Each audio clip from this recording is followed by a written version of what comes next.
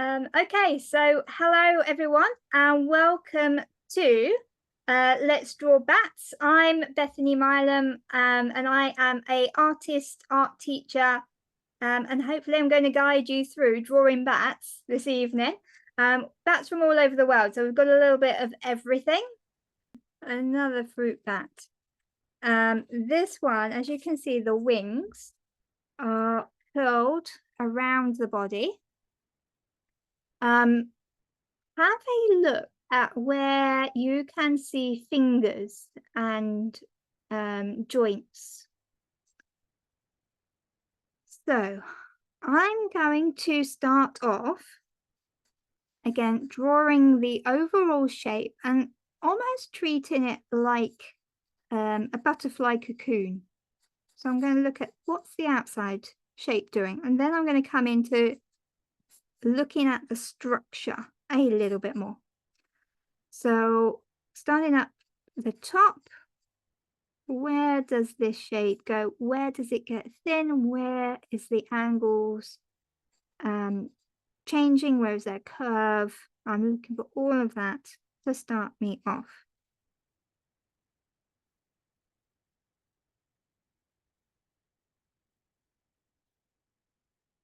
So as we get down the bottom, I'm going to look at where the wing outline goes.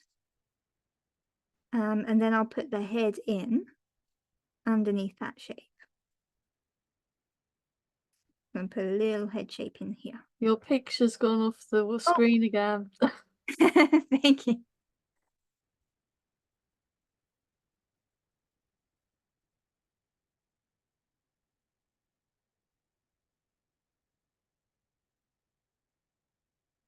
I need to draw smaller. That'd be an answer, wouldn't it? Okay, so where we've got this shape sticking out, this is the wrist. So you can see there's little finger bones coming from here. We're going to have a look at those in a moment. What we're seeing along this edge is an angle and slightly up. We're seeing an angle going kind of across, slightly down. And then this, don't get confused here, because there's another wing coming up in here.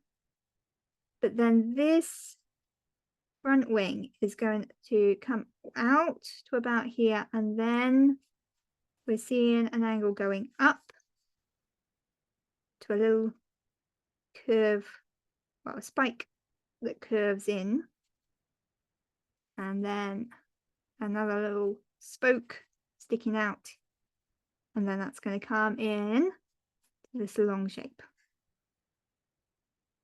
So this is like sort of an L shape.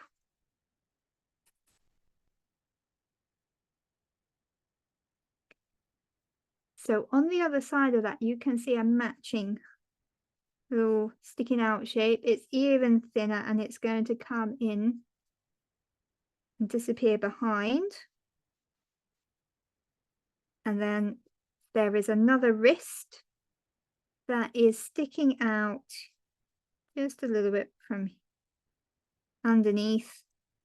And you can see a thumb. So that long shape that's in front of the head, that is the thumb. Underneath, you can see a little dark shape, like a long U.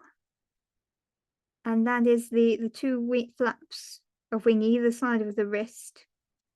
There's a little shadow in there. At the back, we've got another shape sticking out here.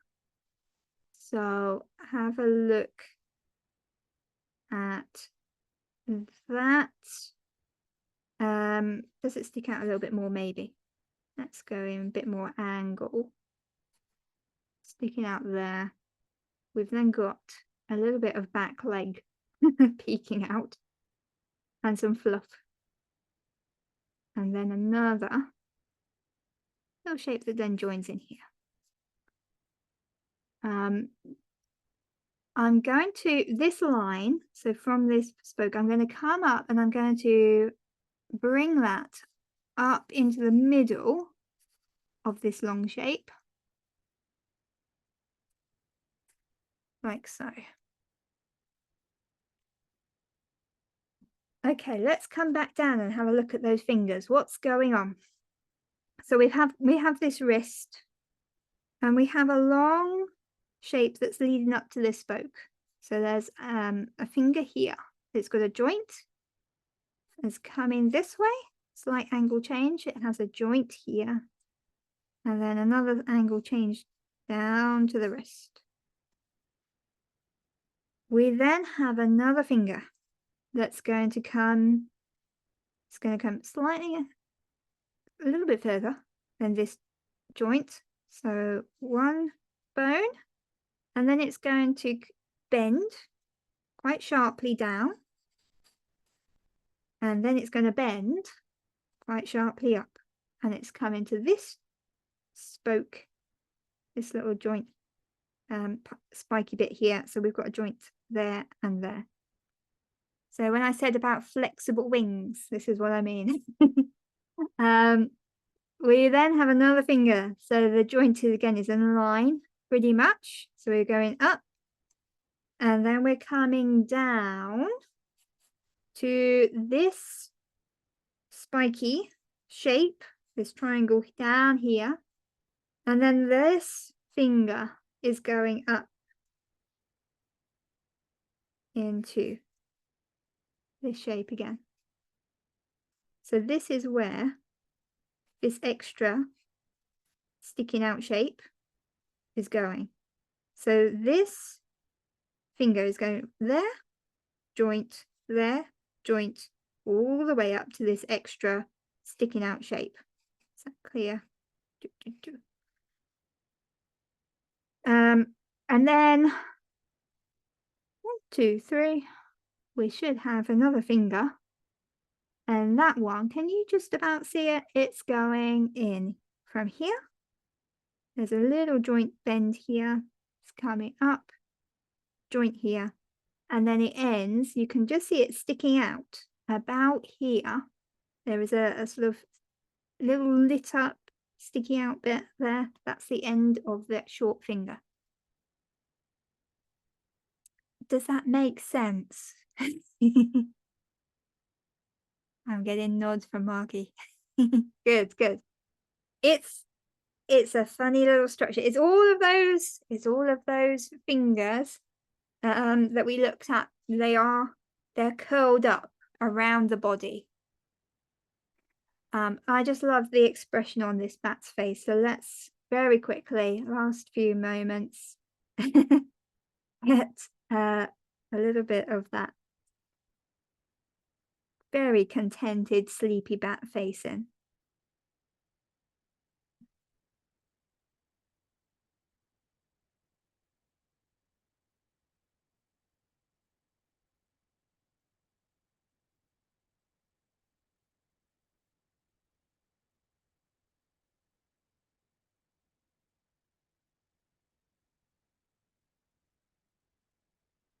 So again, central line through the nose.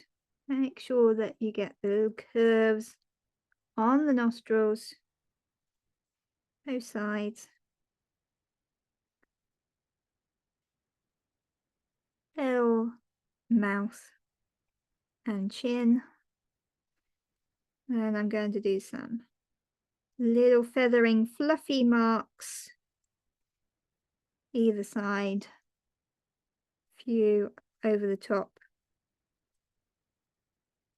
Let's put some eyelids around the closed eye shapes,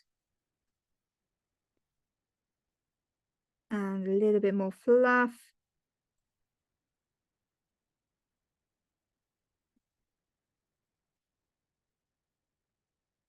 The funny thing is that this is a position, a bat position, that is used in lots of animations. Whenever you've got a vampire a film animation, they're always in this position.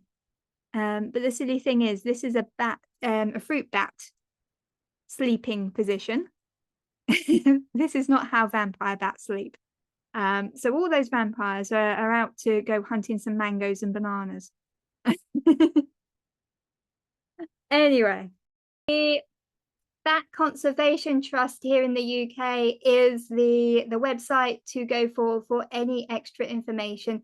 I've put on the bat helpline, so if you do find a bat in trouble, then they will give you all the information that you need. International Bat Night is this weekend, and if you look for that on their website that's on screen, then they have a downloadable pack that gives you lots of information and resources, including the bat finger puppet, which is just cute, and I love that. So have a look for that on there. And if you're from other places around the world, Bat Conservation International is probably the best place to go for links to your area. So thank you for watching. I hope that you enjoyed drawing bats tonight and maybe learned a little bit about them too.